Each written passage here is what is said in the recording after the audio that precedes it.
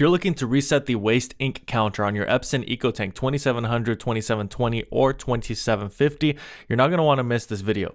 Hey, what's going on? The printer guy here, and in this video I'm going to be showing you how to reset the waste ink counter. Basically, if you have red lights flashing like this, or you have a maintenance error popping up, then you're going to want to reset the waste ink counter. You may be replacing your maintenance box, and in all these cases you're going to need to use a waste ink count reset, and it's going to be by using a software. Inkchip.net is where you're going to go. There's going to be a link for this website down in the description below. So this is the tool we're going to use to actually reset the waste ink levels on your Epson EcoTank 2700 models. So once you get to the Inkchip website linked down below, you're going to be prompted to actually download the application on your Windows computer. You absolutely have to have a Windows computer or laptop.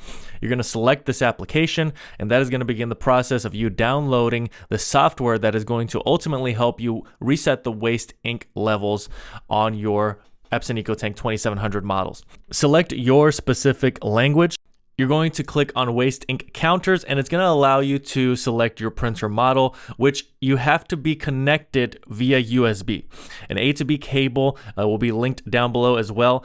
This is a connection between the computer or laptop and the printer itself. If you do not have this connection, then you will not be able to do this reset. Now we're going to go back to inkchip.net, and we're going to purchase a WIC code. You're going to enter a coupon code, Best Printers, and this is going to give you a discount on the key that you're purchasing.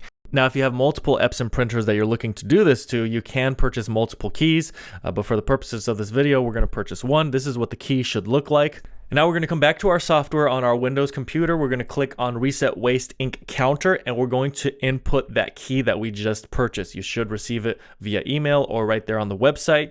And after you input that key, it's going to give you this message that says, "Done. Please reset the printer in order to finish the counter reset process." You're then going to reset your printer. You can do this by powering the printer off and then unplugging the power cable. And then, of course, when it comes time to actually power it back on, you can plug it back in and power it back on. Once you power the printer back on, you can then go back to the software, click on Read Waste Ink Counter, and it should show as all zeros on all three categories. Now, whether you installed a maintenance box or you had an error code, you should be totally reset at this point. Again, you can use the 10% off promo code Best Printers, and that's definitely something you want to use if you are downloading this software. Thank you so much for watching until the end of this video. I handpicked two videos that are here on the screen for you to watch next. Also consider subscribing to this channel. There's so much helpful content for you if you're a printer owner, and it's just good to have a resource like this for you in the future, whether you're dealing with a printer that's not printing well or you need more printer recommendations. So I look forward to seeing you again in another video.